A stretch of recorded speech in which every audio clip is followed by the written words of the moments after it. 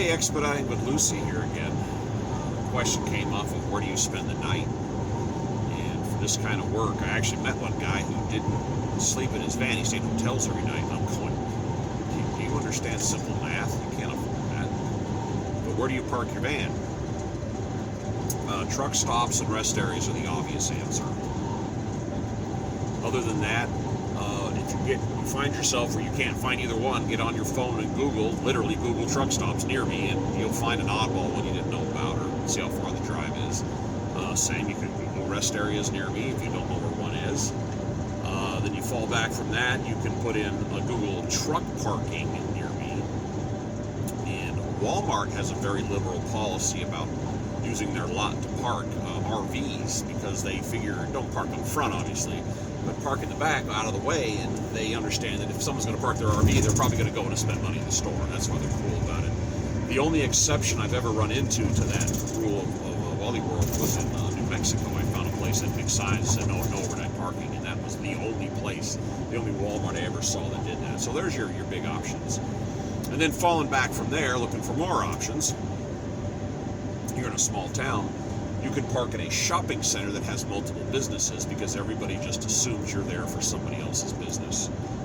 I have parked at night in a parking lot like that had vans, company vans, like 3 of them lined up, and I just become the 4th van. I just put next to it.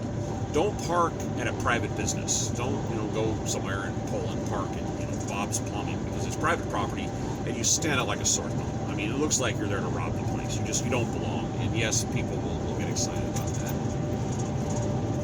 The most creative place I ended up parking is I made a drop at a chicken processing plant, and there's got to be a rule that says chicken processing plants have to be at the end of the earth, out in the woods, 50 miles from civilization. And every single turkey or chicken plant I've been to has been almost the same, in the middle of nowhere. I made this drop middle of the night.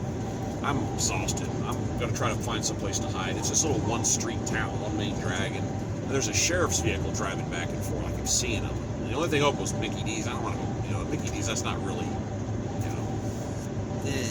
not Mickey D's. Well, I dial up, I go through all my Google searches. I'm 50, 60 miles from nothing. It's all back roads, twisty, windy, 2-lane roads in the woods, so you can't even drive fast to get out of there. And as I was coming to the edge of town, there was a garage, a maintenance garage, and they also did U-Haul trucks, and they had slots for 4 U-Hauls, big ones, and one was missing. So I looked around, and I drove in, backed into the spot, and parked in formation with the rest of them, and just filled the void between the ones that were there in the void in the middle. And I sat there, shut everything down, I waited, the sheriff drove by, so he didn't even notice me. I was just another U-Haul truck. So I slept there for like 5 hours and took off at 6 in the morning. But being that I come from an aviation background, I tell you one other little trick that most people don't realize are small airports. And you don't know they're there, but trust me, there's a small airport everywhere. And again, Google it. Airports near me. And you will find that basically every town, every little municipality has a municipal or regional airport, and they are publicly owned. And you can park in their parking lot and nobody cares, because people park for an hour, people park for a month, nobody cares, it won't bother you. And it's public property, so you're legal.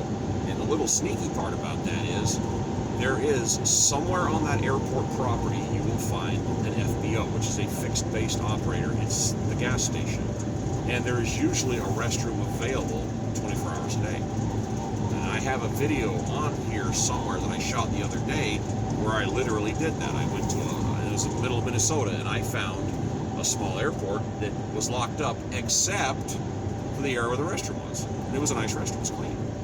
And I parked there and spent the night. Everything was great. It was snow on the ground because it's Minnesota, and there's a law that says you have to have snow on the ground if you're in Minnesota.